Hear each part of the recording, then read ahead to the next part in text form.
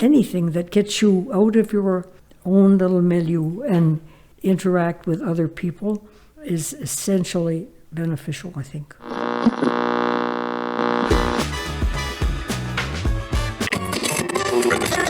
And when you go through life with that thankful heart, you can see a world that's beautiful and lovely in spite of all the chaos around us.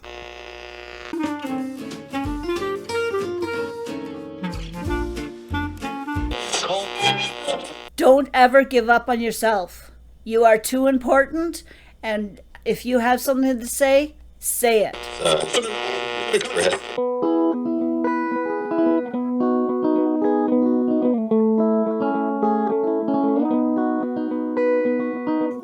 Welcome to Elder Wisdom Stories from the Green Bench. We are so pleased to have you back with us. I'm Kathy Buckworth, and as always, I have the pleasure of sharing the bench with my co-host, Evelyn Brindle, who lives at the village of Erin Meadows in Mississauga. This episode marks the second anniversary of Evelyn and I co-hosting the podcast, which actually launched in 2020. It's also the 10th anniversary of the Green Bench itself. This is a special episode for Evelyn and I to look back on the stories we shared together, along with a special guest. Morning, Evelyn. Good morning, Kathy. It's nice to be here personally looking at each other and speaking together with Ted. That's a first for all of us. We've had a couple of firsts this past 2 years. One was the conference in Niagara Falls and our live podcast there, which was a very, very interesting episode in the whole schedule of the podcast. How have you looked at the last 2 years? I think I know I've gone through and analyzed or looked at a lot of the episodes that we did and what was most interesting. And I think you did too. I did, and I think before we get into our last 2 years, what I'm going to do is introduce Ted, that you're forgetting, Ted Hudson, who's actually joining us. Yay, Ted! And he's going to tell us who he is and how the Green Bench all came about. He was there at the start. Thanks for having me on. It's interesting that we've gone through so many episodes and I haven't actually spoke on the podcast yet. So the Green Bench started back in 2016 as a way to incorporate our residents living in Schlegel villages into the community and encourage community members just to sit and listen to seniors. We did it as part of Seniors Month. It took off that year. We were outside of city halls and public parks, and it's just the idea of bringing a green bench and a senior and just inviting people to have a seat and engage in a conversation. And from the physical Green Bench, it evolved into this podcast, which again, Evelyn and I have done for 2 years, but you've had previous co-hosts, including Aaron Davis and some wonderful residents. So how did that come about? Yeah, so 2020, we all know what happened around the world, and we had to move to a virtual element. And so looking at it and how can we continue the stories and how can we continue inviting seniors to share their wisdom and life lessons. And the podcast came to be, and we did a trial run in the fall of 2020, and then kicked off with Aaron Davis as the host and Lloyd Hetherington. They did the whole year, and then after Lloyd had passed away, we brought on Doug Robinson, and Doug worked with Aaron Davis and did a year of episodes. And then from there, we brought on yourselves to do the last 2 years of the episodes. And so we've been in 5 years of podcast episodes. And what are we at, 80 episodes that we've got as a collective? But the two of you have done, how many is that? Oh, gosh. That's a math question, Ted. What are you doing giving us math? And I wanted to emphasize also that while the podcast, we're going to take a little break in the podcast, not this particular episode, but overall, while we make sure that we're still involved physically in the world with the Green Bench. And that has been going on while the podcast is on, obviously. The Green Bench itself is a great program. And so maybe tell us where that's moving forward as you celebrate the 10th year. Absolutely. So the physical green bench, visiting community spaces and encouraging community members to have a seat and conversation, we brought that back as we were able to. And the goals for our 10th anniversary is actually to spread that green bench a little bit further. This past fall, we had a bench that was gifted to the Essex County Library because of a relationship that was built with them in June of last year. And there's a story that came out of that one, a young, I think 13-year-old boy and the resident, Cecile, they met on the green bench at the library and became great friends. They now meet a couple times a month and socialize and tell each other their stories and schoolwork and helping each other. So it's just the little connections that are built on the green bench. And we want to make sure that that's still happening out in physical places as well. So yes, we are going to take a pause from the podcast as we bring the green bench to more communities. And the 10th anniversary is allowing us to bring that bench outside of Ontario. So I know there's some applications in for potentially going to Nova Scotia, to Quebec. I think England's on the list. I think Disney World was on there. So we're looking at different ways to bring the bench to incorporate it into residents who live at Schlegel Villages as stories. I know one of my kids goes to George Brown College in Toronto and came across a green bench and took a photo and sent it to me and said, "Mom, it's you." Anyway, it's the bench. Yeah, so, and there's lots of benches that are out there that have either been built by the organizations and will support organizations to run their own green bench program. It is just a symbol, but it has a powerful message that comes with it and encourages people just to sit and listen to seniors. Well, that's what we're all about, right? Sitting and listening and sharing stories. So, Evelyn, why don't you share with us some of your favorite moments or episodes from the podcast we've done together in the last 2 years? We've had some very, very interesting ones that we've covered and that I've enjoyed and gone back to listen to. The most, I guess the most outstanding one for me has been the one with Royal Hamil. We talked to him first at the conference in Niagara Falls and then had his entire podcast devoted to Royal. And it's one of the podcasts that I keep going back to. The gentleman was just so outstanding and so inspiring. And when I've encountered, a bad day or a lot of things overwhelming me, perhaps, I go back and listen to that because he has been, his optimism is so inspiring. It just gives me the feeling that if he can do this, I can do a heck of a lot more because I'm more capable. And he is physically, at least. And it's his humor, his charisma, his appreciation for all that he receives from the staffs.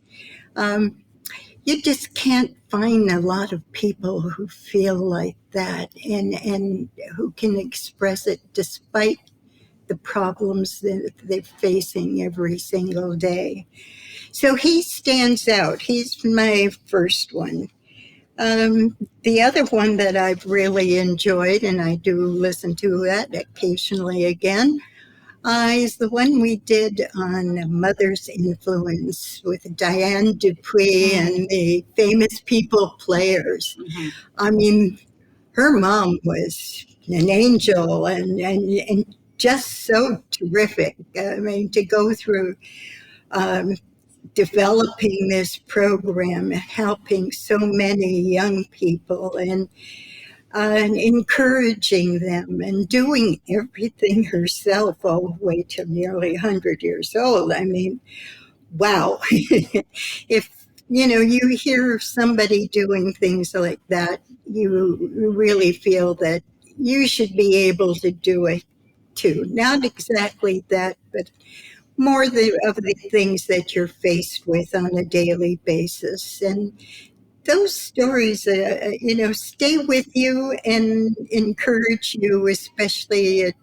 at our ages, any seniors, because you're facing a lot of problems, mostly in the health area, of course. But they give you some hope. They give you some substance, some encouragement, and is look at the days that you're facing, and sometimes difficult days. But those are the podcasts that I think we do the best. We've had a couple recently, one on Parkinson's disease. We've had the one very informative, dealing with dementia and the need for MAID, which is medical assistance in dying, for example. These have provided a lot of really good information to so many of our listeners, make them aware of what people are facing and where to go for some assistance sometimes. And I like that aspect too, because it's helpful, and we can do a lot to provide that. And of course, one that I was hoping we would bring back was Ashton Applewhite. But I always encourage people to go to her website, because there's so much information there, and so many different ways. I mean, you can find a movie, a video game, along with a lot of the research that she's provided. And wow, she spent so many years in fighting ageism, and that fight isn't over. We still face it every day. There's one way or another you get that back, and to know how to deal with people who say something to you, or that you go someplace and they haven't provided any kind of assistance to anyone with some disability. It's not right. There's so many of us in need, and we really need to be a little more effective, a little more outgoing and insistent on things be changed, whether it's through that particular business or through the government in one way or another. But I guess you would have some too, Kathy. I do, and we overlap on a couple for sure. You and I didn't talk about this before, right? We went away and chose our own sort of moments from this.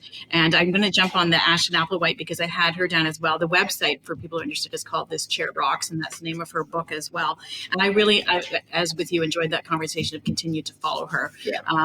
I also liked the mix that we had on the show of not great storytellers that are residents, but also experts from Schlegel Village, as well as the outside guests like Ashton. So one of the experts I agree I enjoyed as well was Heather Luth, who's the dementia specialist, and you touched on that as well. And I think for me in particular, not only were we sharing information about how to work with someone in your life that has dementia, but I was learning personally from it because I do have a family member who is going through that, and I shared it with my immediate family and in-laws, and it gave us all a better understanding of our own reactions to what was going on, as well as how to help that person through their journey. So I found that personally impacted me quite a bit as well. And then we had some really fun guests, Evelyn. We had Dr. Sandra Hazlip and Eleanor Hanby, the two ladies who did their 80-day journey around the world at 80, which was 81 due to COVID. And they were great. They had some fantastic stories. I was episode 70, if anyone's looking for that one, about their journey and how they accommodated during the pandemic, but also just the great people they met and the stories that they shared from Amazon to Cairo, all over.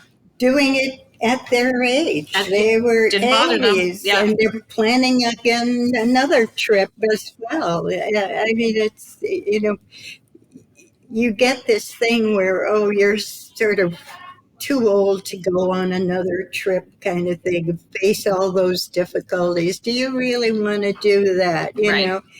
And, but there's so much still out there to see and do, and, like people and some of the companies are providing more assistance in having people, enjoy and travel. and they are social media stars, which was amazing to me, which is so wonderful. And another social media star that we had on great fun was Betty Reynolds, or Granny Reynolds, Yeah.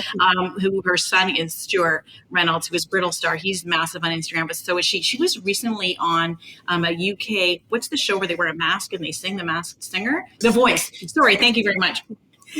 Betty was recently on a show called The Voice out of the UK and sang. She became this phenomenon on stage, and she really showed us that, and her husband had just passed away in the previous year. She was going through a lot, and just really, as you talked about before, just keep moving forwards, that we have a lot of things going on in our life, like Royal Hamil, keep moving forward. So she was truly inspiring and continues to be. You can follow her on social media as well under Granny Reynolds or Betty Reynolds. And she was a lot of fun. And then another expert that I enjoyed when we look forward, if I can make a less than awkward segue there, was when we had Laura Bruin-Martin on, who's the Director of Innovation, Improvement, and Research at Schlegel Villages, talking about everything from dining room robots to changing the color of the plates for residents with dementia, to really everything they're looking for in helping seniors move forward with technology and embracing a lot of the technology instead of being afraid of the technology. And it's good to know that things are developing and improving. Even if they're ideas, it really stimulates your thinking and what can you do even on a small basis to improve, like our food in the dining room. Do you serve a plate with just everything being white? I mean, white fish, white mashed potatoes, white turnips. I mean, you need that stimulation, especially people who are like in the Egerton or Emma facing dementia. They don't see anything worthwhile eating if it's not some color. So it was very interesting knowing that, Schlegel and these people particularly have so many great ideas and will be out there helping all of us, not only those of us in Schlegel villages, but everywhere, because anyone listening or many of the families that come here to visit their relatives have or know of other people facing these same problems, and getting together and discussing them are really, really important. But the other one that you didn't mention, and I didn't either before, is the lady who went skydiving. Oh, yes, that's right. That was amazing. Oh, to do it at that age and have the courage to stand there and leave that airplane. And when we asked her why, she was kind of like, why not? That was her whole attitude. Why wouldn't I do this? Which was wonderful. Yeah. So I'm going to turn the mic back over to Ted for a minute. Sorry, Ted, spotlight on you again. But you've been here since the beginning of the podcast. So how have you seen it evolve over the years, and what impact do you think it's had on the community? I think the beginning of the podcast, really, we struggled for people being like, oh, I don't want to tell my story. I have nothing to share. We still get a little bit of that today, but once people start hearing others sharing their story, it encourages them to share their story. So it got a little bit easier to get people to actually, I'm interested in sharing on the podcast. Or we had family members reaching out saying, my mom would love to talk on the podcast. So we've had a little bit of that happening, but it's not just about what's come in to build more on the podcast, but what they do in their villages after, right? So the somebody sharing on the podcast, and then that podcast gets shared into the village, and then the leadership team and the team members are listening to that episode, and then they go and ask more questions, and those residents kind of get to share more of their stories and everything like that. And it just encourages people and inspires people to talk more with the residents and get to know them as a person rather than just being there for care. We across the organization, we strive on storytelling, and whether it's team members sharing their stories or residents sharing their stories, there's a benefit to the storytelling that comes from all of these. And it's a benefit across the ages. I've been quite surprised initially when I started doing the co-hosting here with Kathy. The response that I got from my own grandchildren, figured, okay, they know I'm doing this, they'll tune in and listen kind of thing, but doing it because, oh, Nana's doing that, I got to know something about it. But they look forward to it. They're always asking me, when's the next one going to be? And what are you going to talk about, and items on there make an impact. One of the ones that did was one we did recently where a whole family works at Pepsi. That's right. And for years and years, I mean, you're talking 30 years on up, this isn't done anymore. I mean, everybody's on a contract or they're moving from job to job after a couple of years. And that was really a very informative, but also unexpected for them. So I know they're listening. I know they really are following it. And a lot of others are too. I think you had an incident. I did. I went in, I pre-ordered a cake at a bakery. And when I went in to pick it up, a young woman, she was probably in her 20s, came forward and said, "Are you Kathy Buckworth?" And I said, "Yes." And she said, "From the Elder Wisdom podcast?" And I said, "Yes." And she said, "I listen to it all the time. I listen to it because I have a grandma who's, going through some things and we listen to it together." And she said, "I love your podcast." And I was shocked that she recognized not only my name in the podcast, but then she listened herself, not just with her grandma. It was amazing. Yeah. I delivered swag to them. I dropped off a box of mugs and stickers and buttons and the works for them. That was great. So it showed me, I agree with you, the example that has gone beyond the community, and good storytelling will go anywhere. And that's what this has really been about. Well, speaking of grandchildren, Evelyn, we were able to reach out to your grandson, Brandon, and he had this to say about what the podcast means to him. Oh, it's incredible. Like I said, when we kind of first heard the news, I was very excited for her and interested to see kind of how it was going to go. And then, listening to the first few episodes and seeing how she's been doing, and even episode by episode, just kind of seeing how much better and more comfortable she kind of gets it. It's incredible, honestly. It really is. It's truly amazing. We're all very, very proud of her. Like it's not like I said, there's probably a good portion of people around her age that, would rather just kind of sit back and, do their thing and not kind of waste time with this new generational, whether it be the internet, podcast, stuff like that, all this kind of stuff. They couldn't be bothered. And the fact that she's able to just dive right into it and be as good as she has been, it's as a family, you can't be anything more than proud of her. Like, it's incredible to see. And yeah, it's been awesome just being able to tune into the podcast, the episodes, listen to her talk, listen to her talk with the guests and everything. It's truly awesome. And we couldn't be more proud of her. Honestly, that's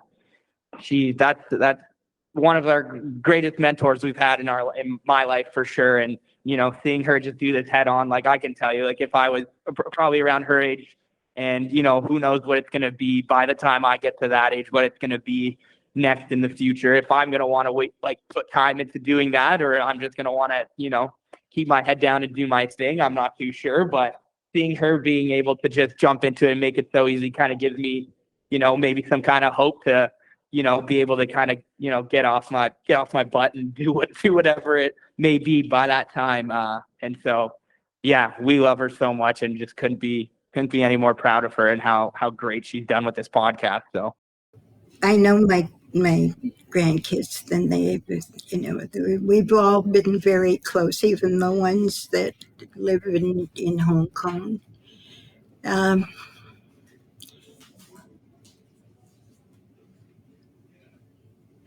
And it's always gratifying to know that what you're doing and what you have done and tried to do has some impact.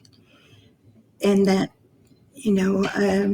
at my age, 87 today, to know that I can leave the family behind and be happy and be secure and be loving with one another and everyone they come in contact with.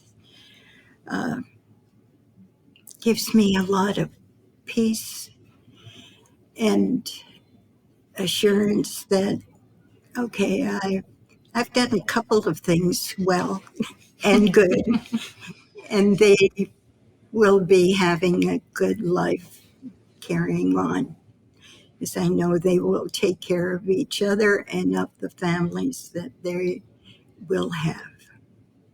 So I love them very, very much, and this shows that they love me back. Yeah, that's a very special message from you. Sounds like a great kid. Yeah. You've done a good job. And it shows you a real surprise. I just, it's hard to come out and say things sometimes on a personal basis. You think it, you want to, but then, it sounds a little maybe corny or whatever. But to have them do that, that's extra special. And, all of my kids, my daughters, my grandkids are all very special to me and to David. And they're always there. They're always helpful. And they, make sure that they know they're around and they're there to help whenever we might need them if we need to. So they're special people. And you're right when you say that it's hard sometimes to say the things that you want to say. And that was really key in Brandon's message. And it's also really part of why we did this, right? To help people share their stories, because as Ted alluded to, everyone says, well, I don't have that special story, or why do you want to listen to me? And every single episode, every single story we listened to was very special, not only to us, but to their families and to every listener. And there's something in every one of those stories that you come back with, one special trait, one special remark, and it's like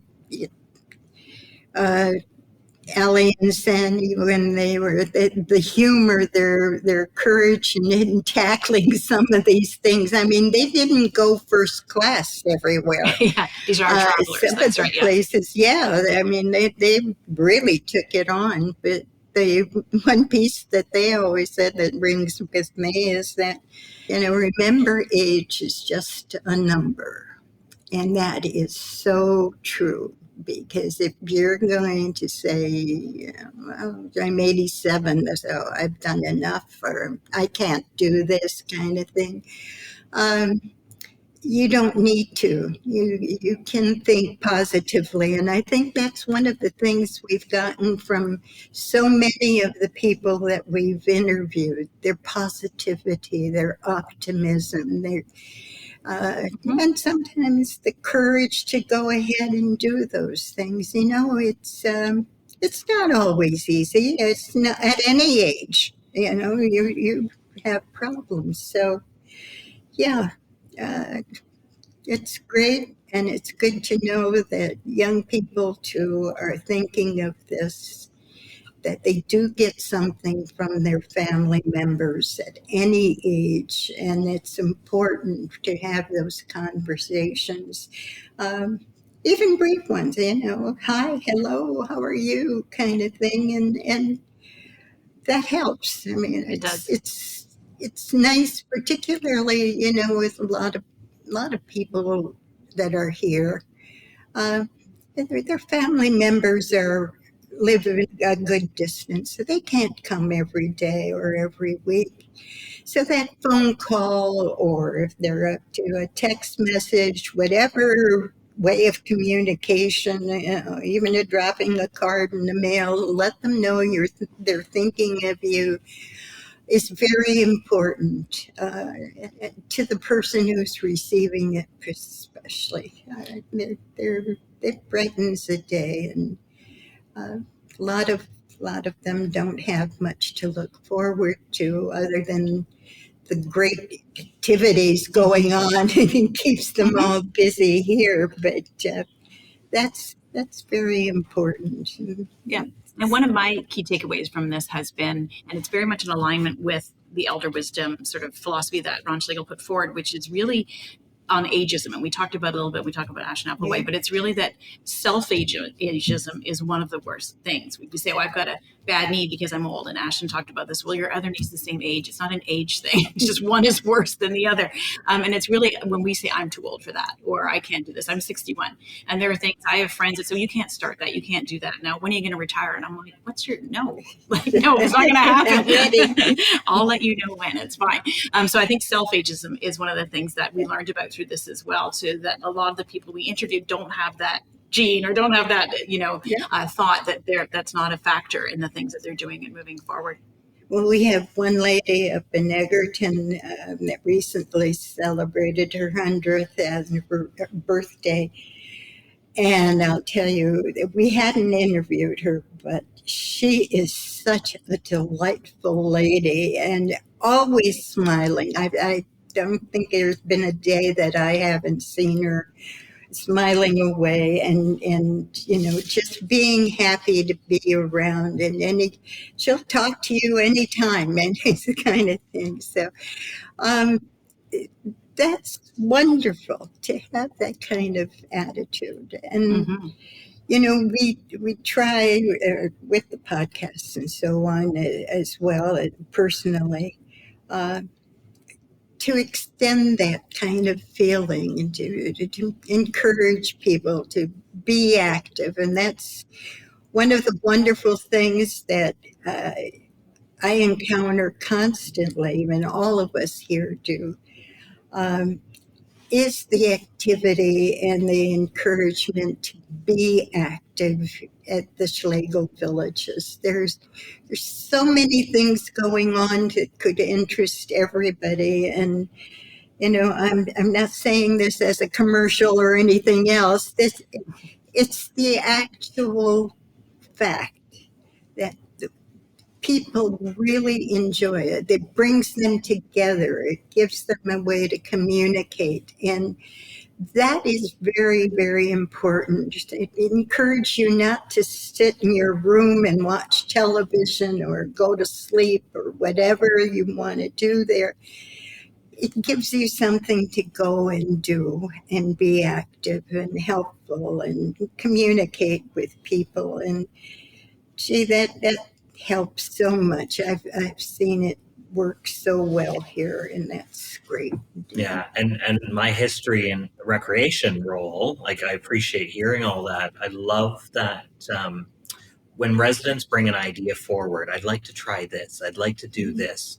That idea always builds and creates a community within the community, right? If somebody's an avid knitter, it's easy to be like, we're going to set up a knitting group, bring 5-6 people together, they're knitting, and then they're donating those to the hospitals. Or I know there's other resident run programs, there's resident storytelling programs. And I feel like a lot of it fits under our signature program at Schlegel Villages, the Wisdom of the Elder, which is what Elder Wisdom fits under as well. But it's just to encourage residents to get involved in their community. And I appreciate you talking about, like, do these things, take the opportunities that are there in front of you.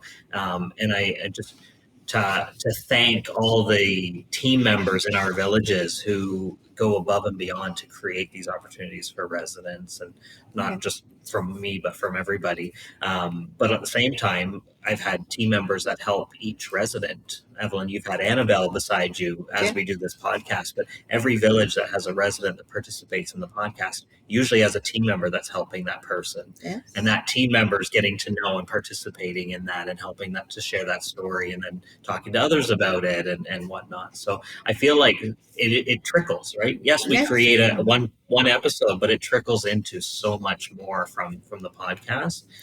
But to encourage people to just come up, bring their ideas forward. What do you want to do? Let's make it happen. I think that that philosophy within our organization is fantastic. It's important because they listen, and that's important. They don't just say, okay, fine, we'll do something, we'll look into it, and then it never happens. But they do it. Yeah. And one of the other things I want to mention, too, is the fact that here at Erin Meadows, we have the Sheridan education program, where they're training and educating future PSWs. And I spoke with them a while back. A very, very good group. And mentioned, of course, and passed out the little cards for listening to our podcast, not as just a personal thing, but I thought it was a good educational tool for those that are aspiring to be PSWs, and encourage them to listen to the various ones because it gives them an idea of what to expect and what to learn from. And of course, I mentioned Royal Hamil because I thought, he really praised all of the people that came in contact with him. And had some response from that. I guess quite a few of them have gone on and listened to those, and they found them very, very helpful in dealing with what the people that they will be caring for in the future. And speaking of great staff here at Schlegel Villages, Annabelle has been by your side for Yes. each of these episodes. So thank you very much for your support on this, Annabelle. We've really appreciated that. Ted, you sort of had the first word on this podcast because you started it. I'm going to give you the last word. Well, I'm going to talk after you, that, but I'll give you the last official word. No, just I think in kind of closure of this, and again, it's not ending the podcast. We're taking a break, and we'll reevaluate and look at how we can bring the podcast back in a new way, but also continue sharing those stories and that. I think utilizing the green bench in the villages, out in the community, encouraging people to sit and share their stories, is going to continue. It's going to happen more and more and more as villages build on the programs. I appreciate that you've been speaking with Sheridan College, and I've gone to St. Clair College and spoken to students there. I've been to we've been to George Brown and done sessions. We've got Mohawk College that's been involved. McMaster has a green bench in their lobby. University of Waterloo. So I think you're right in a sense that the students are the next generation of workers in senior care and that. So getting in there early or getting them to understand the importance of storytelling is fantastic. But I appreciate the work that everybody puts into the podcast, from the team members in the villages, you guys as the hosts over the last 2 years, the Memory Tree team, Peter and Nikki and Kelsey and all the team that's supported, and Michael in recording and editing to get these podcasts put together. And of course, thank you to all of our guests that have been on the podcast. We're 80 plus episodes out there. There's lots of stories that can be shared still relevant. Evelyn mentioned that every story has a nugget of wisdom or an education piece in there. And I agree with that. There's lots of wisdom and stories out there. So just a great thank you to everybody. We will continue to share the podcast episodes on social media. They are still all available to listen to. You can go back and start from the beginning, re-listen to a favorite episode, but they'll all be available. We'll reshare some of those episodes on our platform, and we will come back into that same platform. So stay as a follower, and you'll be alerted when a new episode comes out in the future. So just thank you to all of you for the work that you put into creating Elder Wisdom, Stories from the Green Bench. And thank you, Ted. And I've taken up using a quote to close off usually when I've been speaking or co-hosting. And I have one I think I found today that's probably appropriate. It's unknown, but I liked it. Good friends never say goodbye. They simply say, see you soon.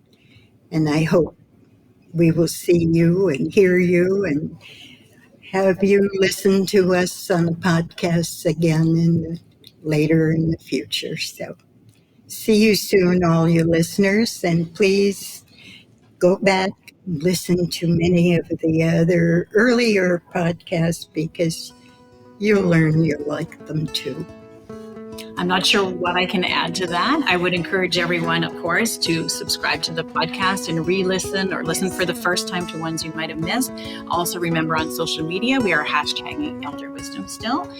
You can visit the site as well and join the Elder Wisdom Pledge Against Ageism. That would be wonderful as well. So thanks again for joining us on this episode, this very special episode of A Green Bench. Thanks, Ted. Thanks, Evelyn, Annabelle. I'm Kathy Buckworth. Thank you so much for listening to these valuable stories.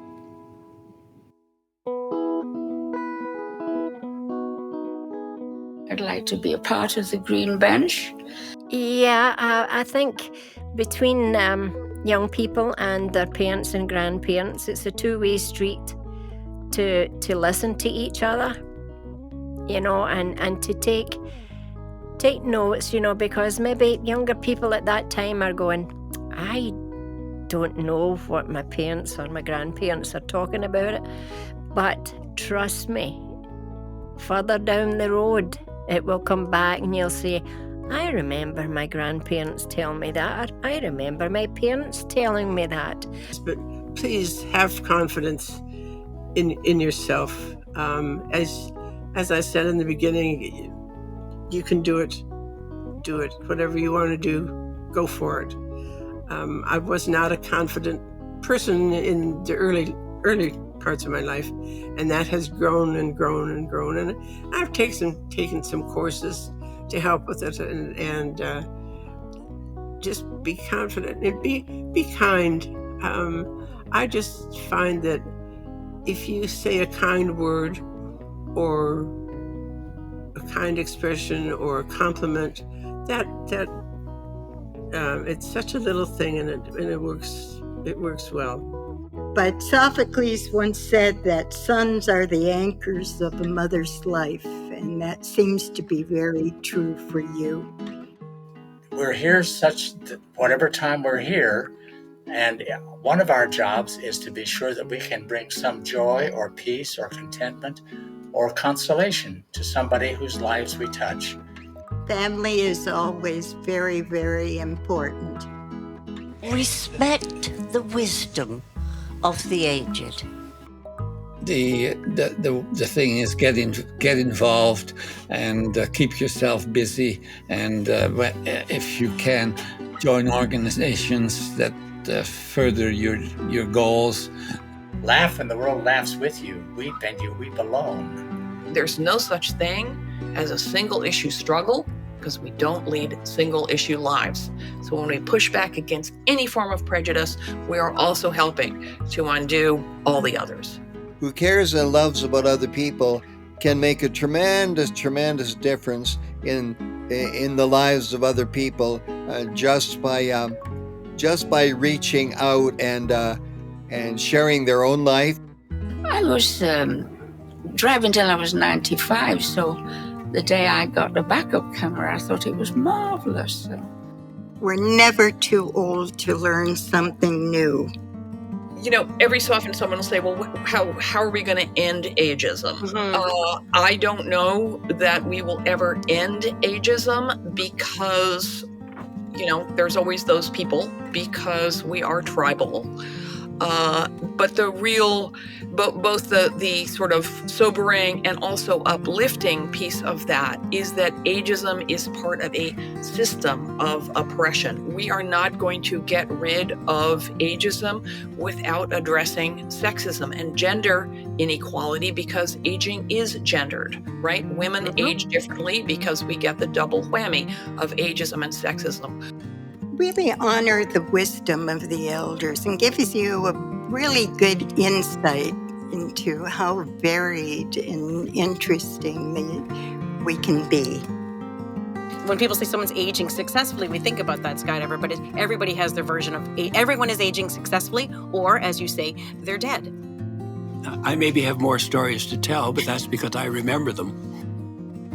Michael, I've only been married for about 26 years, so do you have any advice to share with me for the next 40 or so? honesty, fairness, and caring and loving. To keep on fighting, because you never know when something's going to be brought up to us or will better the issues and what we're dealing with, and never give up, because like I said, if I can touch the floor in the morning, I'm going that day. So that's basically what I think about every day. Get involved. Don't be loners. That travel is the only thing you buy that makes you richer. The world is a book, and he who does not travel only reads one page. All I do is always think positive. Choose to be optimistic because it feels better. Trite, but I always say to them, you just never know what's around the corner. You don't. Like what tomorrow will bring. It's one day at a time. So that's all we can do, right? Age is just a number, right, Sandy? Absolutely, and ours is unlisted. And I'm reminded of what C.S. Lewis said, which is you are never too old to set another goal or to dream a new dream. The greatest and untapped resource in Canada, and in fact in the world, is the collective wisdom of our elders. Good friends never say goodbye. They simply say, see you soon.